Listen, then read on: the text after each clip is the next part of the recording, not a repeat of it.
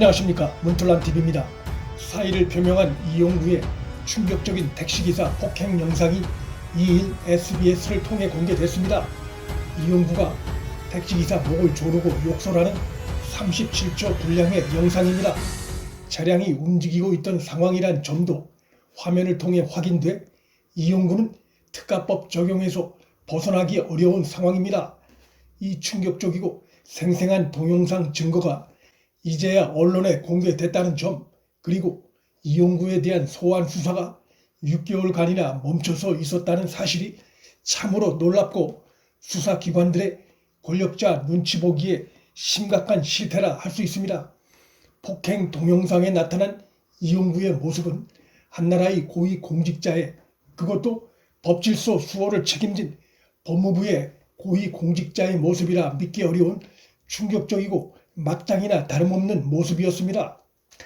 이런 자가 자신의 폭행 사실이 드러났음에도 6개월간이나 자신의 혐의를 부인하며 법무부 차관을 지내고 있었다는 것은 이용구 본인뿐만 아니라 그를 비호한 검찰과 경찰, 법무부, 그리고 나아가 청와대에 이르기까지 현 정권 세력들의 그들끼리의 타락한 커넥션 실상을 잘 보여줍니다. 만일 이용구가 현 정권 세력과 연결고리가 단단한 자가 아니었다면 벌써 정리가 됐을 것입니다. 현 정권 내부의 이용구 비호 세력에 대한 수사는 이용구 사건의 제2라운드 상황이 될 공산이 커졌습니다. 서초경찰서가 당초 언론에 밝혔던 입장과 달리 이용구 신원에 대해 서울경찰청에 3번이나 보고한 사실이 확인됨에 따라 서울경찰청은 경찰 본청에 보고하지 않았겠느냐는 의혹이 자연스럽게 커지고 있습니다.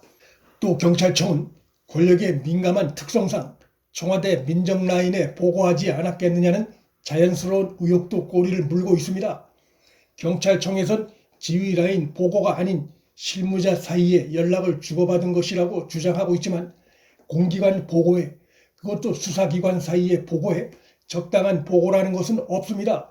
더욱이 3번에 걸쳐 내용을 보강하면서 보고한 점, 그리고 공수처장 후보로 거론되는 유력한 인물이란 점을 파악한 상태에서 이뤄진 보고란 점에서 청와대 민정라인으로 보고가 올라갔을 가능성이 매우 높습니다. 사건 초기 수사가 결론에 짜맞춰진 듯 흐지부지 마무리된 점을 감안할 때 경찰 차원에서 자체적으로 축소했다기보다 청와대 민정라인 등과 교감하에 일이 진행됐을 가능성이 충분히 의심됩니다. 사건이 보도된 후에 당시 김창룡 경찰청장이 서울경찰청이나 경찰본청에 보고되지 않았다고 국회에 답변했는데, 이는 사건 불똥이 청와대로 튀는 것을 막기 위해 축소 보고했을 가능성을 의심케 합니다. 청와대에 보고가 됐고 청와대로부터 사건 축소 외압이 들어온 것이라면 이용구 사건은 권력형 게이트로 확대될 수 있습니다. 경찰청이 자체 조사를 했다고 하는데 정치 권력에 민감한 경찰의 말을 액면 그대로 믿을 수 없습니다. 의혹을 풀 핵심 열쇠인 경찰서 내의 관련자들의 휴대폰 기록이 삭제된 것으로 드러나 청와대 개입 의혹을 더욱 키우고 있지만 그 부분에 대한 조사가 거의 이루어지지 않고 있습니다. 서초소 경찰 간부들이 이용구 사건 처리 뒤에 영전한 사실도 그 의혹을 더욱 키우고 있습니다. 이용구가 현 정권 초기 검찰개혁위원회 위원으로 참여하면서 청와대와 호흡을 맞춘 이력이 있는 등 현 정권과 관련성이 깊은 인물입니다. 이용구가 3일 자신의 변호사를 통해 자신이 연루된 사건 관련한 입장을 또 냈습니다. 택시기사에게 준 1천만 원은 합의금이고 블랙박스 영상 삭제 대가가 아니라고 황당한 주장을 하면서 통상의 합의금보다 많았던 이유는 자신이 공수처장 후보로 거론되던 시기였기 때문이라고 밝혔습니다. 이용구는 현재 검찰로부터는 택시기사 폭행 혐의를, 경찰로부터는 증거인멸 혐의 수사를 받고 있습니다.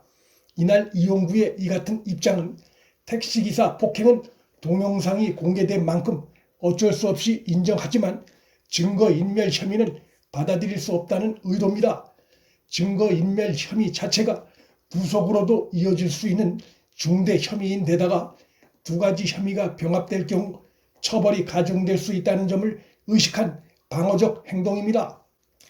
사의 표명을 했지만 아직도 사의 수리가 안 되고 있는 이용구에 대해 권력 의중에 민감한 경찰이 이용구의 이 같은 입장 발표를 보고 어떤 결론을 내릴지, 과연 기소를 할지 귀추가 주목됩니다.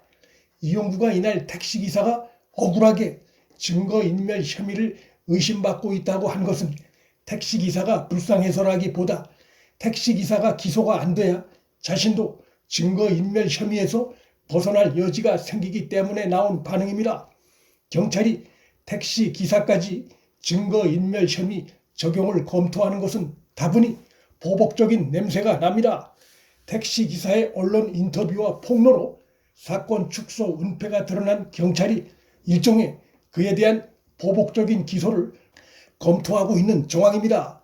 그런데 이용구 사건 관련해 빼놓을 수 없는, 간과할 수 없는 또 하나의 수상한 움직임이 포착됐습니다. 불법 출금 사건으로 기소돼 재판을 앞두고 있는 이성윤이 자신의 변론을 이용구가 얼마 전까지 대표 변호사로 활동했던 LKB라고 하는 로펌에 의뢰한 사실이 밝혀졌습니다. 이용구가 이성윤이 지휘하는 서울중앙지검 형사 5부의 수사를 받아왔는데 이성윤이 LKB 로펌에 변호를 의뢰한 것은 짚어볼 문제점이 많습니다. 이성윤이 중앙지검장으로 있으면서 접하고 있는 이용구 수사 내용을 직접적이든 간접적이든 이용구에 전달할 가능성이 충분히 있기 때문입니다.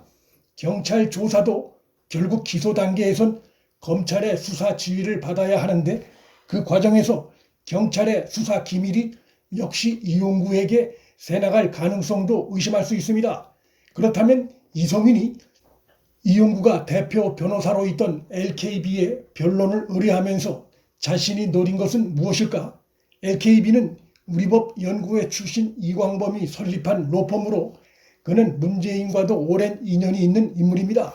결국 이성윤의 행동은 LKB와 우리법 연구회장 출신인 김명수 대법원장과 법원 내 우리법 연구회 출신 판사들과의 끈끈한 유착관계를 이용해 유리한 판결을 끌어낼 수 있다는 계산과 기대가 숨어 있습니다. 하지만 현 정권의 문제가 갈수록 커지면서 정권과 우리법 연구회 출신 판사들과의 유착의 문제점도 같이 커지고 있는 상황입니다.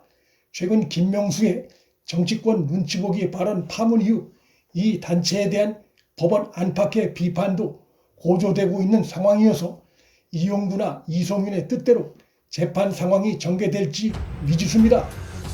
이용구와 이성윤의 이번 수상한 커넥션 정황은 오히려 그들을 포함한 현 정권에 대한 국민적 의혹과 비판만 더 키울 가능성이 높습니다. 문틀란TV 여기서 마칩니다. 구독과 좋아요, 알림 설정은 방송 제작에 큰 힘이 됩니다. 시청해 주셔서 감사합니다.